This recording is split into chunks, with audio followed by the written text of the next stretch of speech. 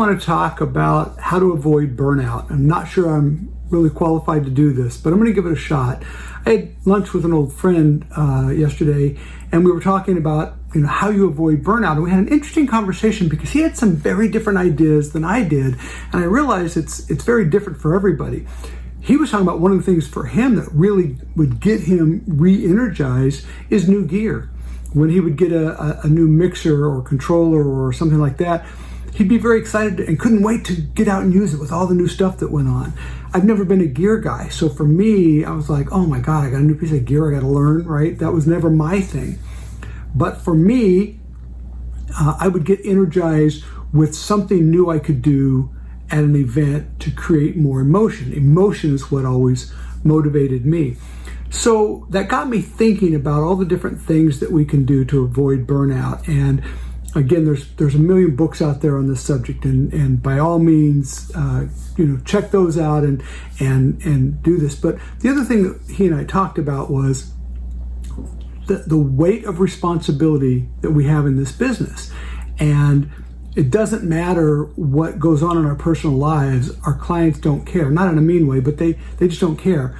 What matters is it's my wedding or it's my bar mitzvah, and we have to have somebody there. And you've done all the work, so you have to be there.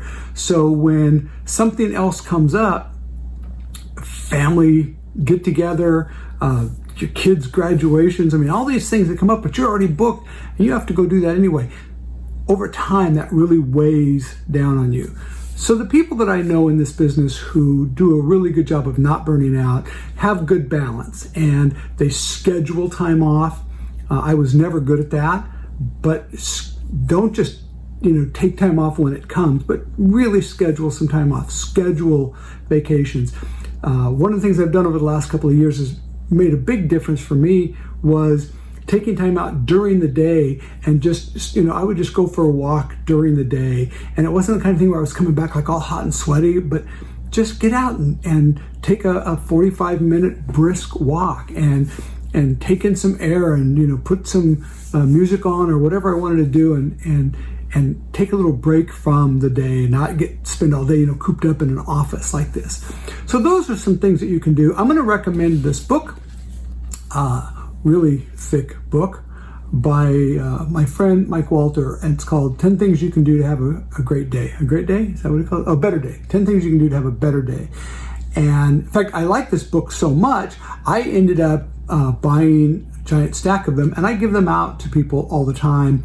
In fact, it's nice. In the very front of it, there's a page in the front where it's designed for a gift. So I'll put a little inscription in there, and I give that to friends. And the interesting thing is it's 10 things you can do to have a better day, but it's a lot more than 10 things. And his logic, which I love this, is not everybody will do all of these things, right? Some of them are like, that's just not me.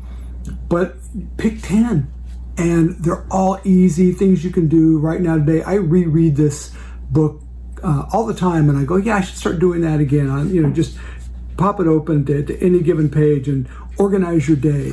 One of the problems I had over the last few years is I let my desk be a mess. And now, granted, I'm retired and not doing events anymore, so it's a whole lot easier now. But it sure is a lot less stress when I can see everything on my desk and I'm not stressed with all of that. So I hope that helps a little bit. I would say more than anything, my biggest piece of advice is be aware of burnout.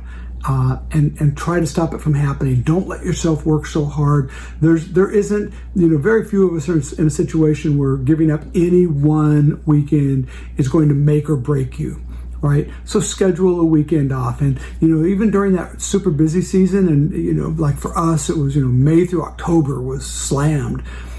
But, schedule, you're going to do some Fridays and Sundays.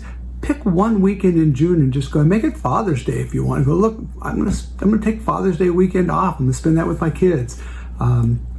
Moms take Mother's Day in May, and find some easy things to do. And listen, conventions always re-energize me. Man, I went to a lot of conventions. That was always a lot of fun for me.